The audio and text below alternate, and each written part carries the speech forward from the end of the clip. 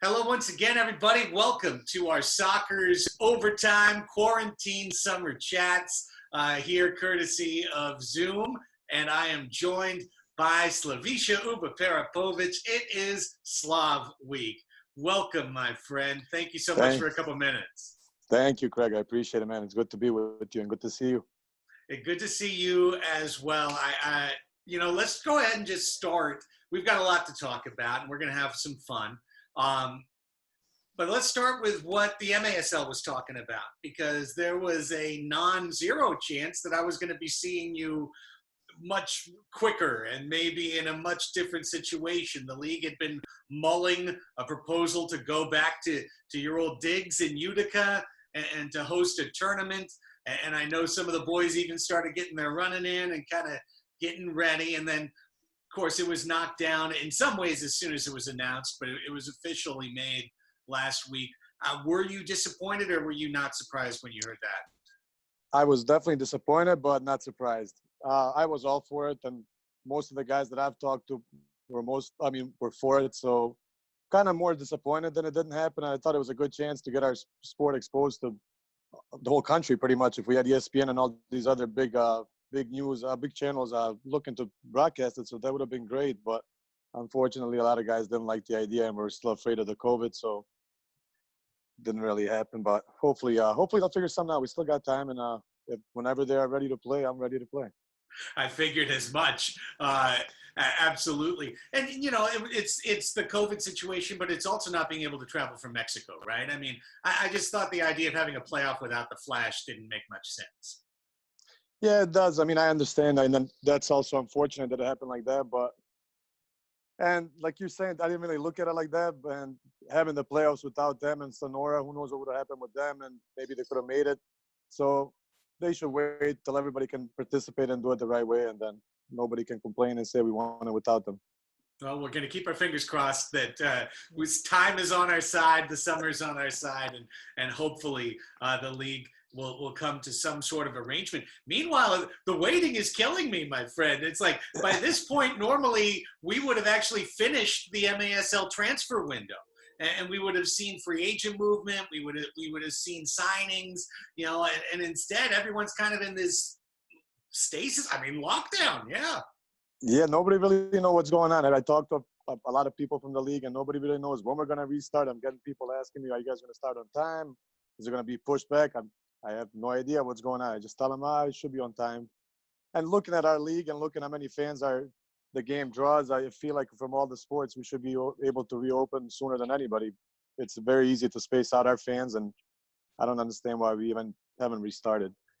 Oh, I've actually thought of a plan that we could get 3,000 people into the arena and never have them anywhere within like 8 or 10 feet of each other. So exactly. We'll figure it out. I hope. I'm hopeful for that. Meanwhile, that means that you're getting to enjoy your first ever spring into summer in San Diego, California. Everything you expected it to be, minus the we not playing part? No, I'm actually enjoying having a good time. Just was on the boat, and my friend has a jet ski. We went out 2 days ago, and that was a lot of fun. Just enjoying San Diego as much as I can, sightseeing a little bit, and making the best of it. Probably going to head home for a little bit, see my family till this all cleans up a little bit more, and then I'm going to come back and go from there. Amazing. So your first year out here, and it was a funny journey for the San Diego Sockers this year. It was an interrupted journey. I kind of feel like I read this amazing book, but the last 2 chapters were missing. Exactly. I mean, that definitely wasn't the year. I didn't expect this to happen this year, but it is what it is, and we got a couple of more years to look forward to and make the best of it. For sure. I was just kind of going back and looking through some stuff, getting ready for this interview, Slav, and, looking to the middle of the season, reading what Todd Leonard wrote, his great article he had about you in the San Diego Union Tribune. And, I think it's very noteworthy that at the beginning of the year, Craig Childs injured, the team a little bit dinged up. You really stepped forward. Did you feel like that was something you needed to do to step forward from a goal-scoring perspective? Well, yeah, I mean, our team is obviously very strong going forward, so having their help and having them on my side was a lot more help than I've ever had before, to be honest. So knowing that Craig was out and me playing more midfield and more defensive role, I trusted those guys, and gave him the ball. Like you have Leo, you have Churas, you had all these guys who can score, Jurado. So it wasn't a big problem for us, but we also did miss Craig a lot. And him coming back and him being almost at full force when he came back definitely helped us. He's a leader of our team, not only on the field, but off the field. And just having his presence in the locker room meant a lot to us. For sure. You've had a chance to see MISL schedules. You've had the chance to play it from the East Coast. The Sockers, from a schedule and a travel standpoint this year, played, I know from our perspective, the most ambitious schedule that we'd ever seen. When you reflect back on that month of February, where it felt like we were in a different airport or a different hotel, like every other day, what do you think about it? That was crazy, but I enjoyed it. You know, just being San Diego Sockers, everybody wants to play, everybody wants to beat you. No matter what team you play, they try extra hard against San Diego Sockers. So having a tough schedule like that was just good for us because it prepared us, would have prepared us for the playoffs. So going to play all these teams across the country was just a good test for us to see where we are throughout the season. And as the season progressed, we got better and better. For yourself, from a personal standpoint, when did you start, or what is that comfort level you have now being in San Diego as an East Coast guy? I mean, we know where you started from when you moved to, and you first came to America in Cleveland, and then you went East Coast. So what was the moment that you felt comfortable here? You know, the moment I landed here, I can't say that I felt very comfortable, but I felt like I was at home. You know, I talked to Cheeky immediately. He came and met me at the hotel at 10 p.m. So right away, I knew I was in good hands. And then once we stepped on the field, the guys were very welcoming. I felt great within a couple of weeks. I felt like I've known these guys for years, and to this day, we all talk, see each other. We go play pickup, and it's a great group of guys that I really appreciate them and the way they treated me throughout the year. You know, as I look back and I look at your career, you've had an incredible career. I wanted to start by asking you a little bit about your brother and growing up with him and playing together and how he paved the way. Who was better first? What were those games like as kids growing up? Tell me about that. We were very competitive growing up, and he was definitely a more dedicated player. He was one of those guys that didn't drink, didn't do anything, just kept running all the time, would go on runs all day long. And I was more of I want to go hang out with my friends, you know, see what they're doing, go to coffee shops or whatnot. And he was always training. So growing up, everybody always said, oh, Slav's a better player, but his brother's going to be the one that makes it because of his dedication. So I kind of, throughout my career, I kind of started growing up late. You know, some people grow up at 17, some people grow up at 30, you know. So when I reached like 26, 27, I said, you know what, I got to start taking care of my body, take this serious. And that's probably one of my best years were from my 27 to about 29. That's my two best years. But yeah, growing up with him he was very competitive. He loved soccer. That's all he talks about. That's all he knows. And he's the coach of Cleveland State University right now, head coach. So he's been recruiting all these guys, been sending me videos to check out these guys, of what I think about them. So he's been a big influence to my soccer, and I appreciate him actually leading the way. And he's played MLS. He's played higher level than me, and he deserved it. So I'm proud of him. I know he's one of your biggest backers. I see him backing you online, on social when he can. Is he one of the first people into your phone after a game, watching whether it's a good or a bad game? Yeah, he's honest. You know, he'll tell me, you know what, you didn't play good tonight. You need to do this better. Then he'll go down the list and pretty much say whoever had a good game or bad game. You know, so he'll analyze the whole game for me, so I don't even have to rewatch it. I just read what he said. So it's actually it gets funny sometimes, you know. So it's good to have him on my side and somebody, you know, that follows you, that actually appreciates the sports and knows it, you know. You know, you brought up his work ethic, and I just wanted to talk about that because that's one of the things I think I've noticed with you as a player is that work ethic. And, you know, whether it is a matter of just growing up at a certain point, but or maybe coming to a new team and wanting to establish that. But I think for the San Diego Sockers, working hard is something that was very important for them to see from you and for you to show them as well. Like we always say, like Phil always says in practice, and so does Sean Bowers. He said, the way you train is the way you play. And I've been living with that motto for about 4 or 5 years now. And I give it all my all at trainings, you know. So that's my 2 hours that I get to work out in the day. So I give it all, get a good workout in, and it only takes one guy to try hard to make everybody else around you try hard. And then we also, you see our team, you come to practice, we also like to pick on each other, you know, who wins, who loses. So that's always, it's fun in games, but it also makes our practice a lot more competitive, which is obviously a great thing.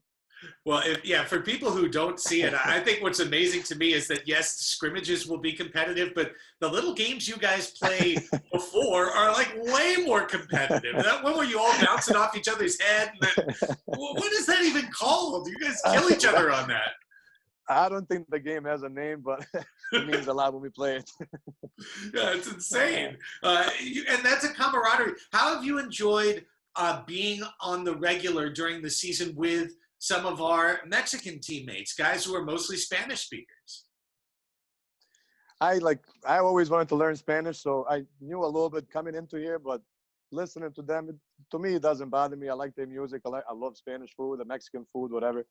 But they're great guys. You know, we get along really well, and also being foreign and they're foreign, so we kind of get along on that side of things as well. So overall, it's been great with them, and a lot of those guys are funny. They seem serious on the field, but they're a bunch of clowns. Well, that's what I see sometimes on your IG or on your stories is like you're hanging out with those guys, whether it was a Foyle or a Serta or, you know, just going to Pee Wee, going down the list. I mean, you're hanging out with the guys and they're jaja everywhere, and you're laughing right with them. Yeah, I try to learn to play the instrument that Foyle always plays, you know. Just try to have fun with them and try to appreciate it, you know. Absolutely, man. Absolutely. Yeah, you know, we live in interesting times, and I've got an 8-year-old son at home and who's about to turn 9, and we've had to have some real serious conversations over the last couple of weeks. And I say that as a transition because people always need to recognize the perspective, not only of where they're living, the time they're living in, but that there are always things happening that are more serious. And I think, for example, growing up in a country that is torn apart by war would be even more serious than what's happening right now with protests. And that's at age 8. Tell me if I'm wrong. That's kind of what you were dealing with, weren't you? Yeah, I mean, growing up through it, you don't really realize what's happening. Once I got older and looked back at things, I said, you know what, this was crazy, you know, running away from bombs, snipers, this, that. And, you know, you don't really think about it. It's all fun and games. But then once you get older and you realize, like you said, what's going on right now, what people are complaining about, yeah, okay, COVID, we got locked in, but we all had water, internet, food, TV, whatever you wanted. Imagine being locked up without electricity, food, or water. Then what? You know, so it's like you said, there's always worse things and more serious things going on in this world. And, you know, people will understand it eventually. It takes time. Yeah, for sure. Do you feel that being at that age helped you in your ability to adapt? In other words, if you don't know of a world that's necessarily that different, it helps you to get through that world and to navigate it. Yeah, I mean, to a sense, you're right. I feel like we just grow up a little quicker, you know, coming into the States and obviously learning English quicker than my parents. You know, you have to call for them, call the insurance, call the TV provider, call this, call that, translate. So you kind of get to learn these things at an early age. I was doing it at like 14. Like people usually don't even know what cable company they have till they're 17, 18. But, you know, at an early age, you get to learn about these things. And I think it's a good thing. It's all a process, you know, so you kind of get used to it as you're growing up. You know, I used to get mad, tell my parents, come on, why do I have to call? Ask my brother. I don't want to call. I don't want to be on the phone for an hour. But then you realize that you're doing them a big favor. And then now that they know my parents speak a little better English now, and I hear them answering the phone and stuff, I'm like, you know what? They're doing good, you know? I wanted to ask you a specific question that some folks have asked me, which was from when we were setting up our preseason marketing stuff, doing our videos, doing our Skill Has No Border poster campaign. I asked you, I say we, but it was me. I asked you, what flag would you like me to get for you? And you said Yugoslavia, the original Yugoslavian flag. And I know some folks in the Serbian community who saw that when I put it up went, damn, to see that flag. Because, you know, I mean, it's like that's a big time symbol. And that was a choice that was made by yourself. So I wanted to give you the chance to talk about it on your own.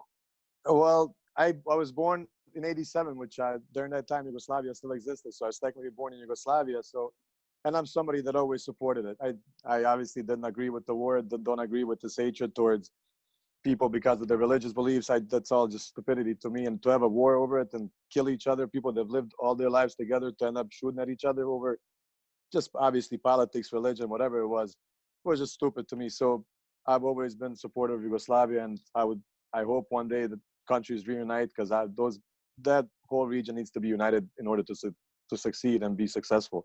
So when you asked me, I said, you know what, I don't want to take in the Yugoslavian flag. That means I'm just uniting everybody. You know, I'm showing that I'm not just Serbian, that I'm not just from Bosnia, that I'm not Croatian, that I'm not Slovenian, whatever. I'm all together. I'm all of it, and I support all of it.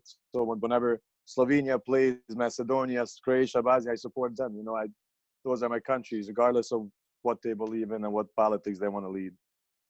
Yeah, you kept trying to convince me that Serbia was going to win the World Cup in Australia too. They were good. Serbia was good. They were pretty good. They were pretty darn good. Our brothers, our Mexicanos, finished that one off though. Yeah, they got that job done. That's some amazing stuff, Slav. I really appreciate the conversation, and it's amazing to have you here. Oh, one last follow up I wanted to have on that was: have you been able to, or to what extent have you been able to find the Serbian community here in San Diego? Oh yeah, I met a lot of people. We meet up on the weekends up in San Marcos Serbian church. We go up there. They have a little field in the back, probably 5v5, little turf field. So we get together, play. Pee Wee came, Pollo came, Boris came, Felipe came, Tovar, Serda. They all came to play, and then we stayed after at a little barbecue. So it was fun. They had a good time. They got to experience a little bit of Serbian tradition. So it was fun. It was a good time. So now we try to keep it every Saturday. We go meet up and just kind of hang out. And there's a few of my friends that live downtown as well. They're Serbian as well. So I go see them. They come over. You know, we try to stay together a little bit. Awesome. That's so great to see. Wherever you land, Slavisa, Exactly. You know, you land with a good attitude and a smile, you're going to find the right people. 100%. They're going to be around you. That's some great stuff. You know, just as a little tiny footnote to what you just said, you brought up the name Felipe Gonzalez. And for soccer's fans, they should just know or keep in the back of the mind, if there ever is a summer competition of any sort, you know, God willing, a playoff, Felipe was this close to being available to the playoff roster if everything had gone exactly right and the playoffs had been the last week of March. So the chance for a Felipe Gonzalez to be able to start actually being with this club again, it's real, right? I mean, you've seen him on the field. No, I like Felipe. Felipe is a great player, and he's been, like I said, he's been coming to play with us a little pickup, and he's looking good. He's getting back in shape, and his knees are doing well, and that's good to see. And just another great addition to our team coming up. Good stuff all the way around, Slav. It is just so cool to see you, my friend. I appreciate it. It's Slav week, so I've already got, of course, a couple of your best goals already queued up because we had those for goal of the year. But we'll be doing some videos, and I posted all your career stats. We'll be putting up some pics from this year. It was a great debut. We hope that there'll eventually will be maybe a cap to this season. We'll find out. But either way, welcome to the family, my friend, and thanks for sharing some time here with us on our summer quarantine chats. No problem, Craig. It's my pleasure to talk to you, and good seeing you again. Stay safe, and like you said, hopefully this playoff scenario plays out, and I get to see you sooner than December, November when we start. Hey, until that happens, or until our next interview, for all of us and all our soccer fans, thanks for tuning in, and we'll see you next time.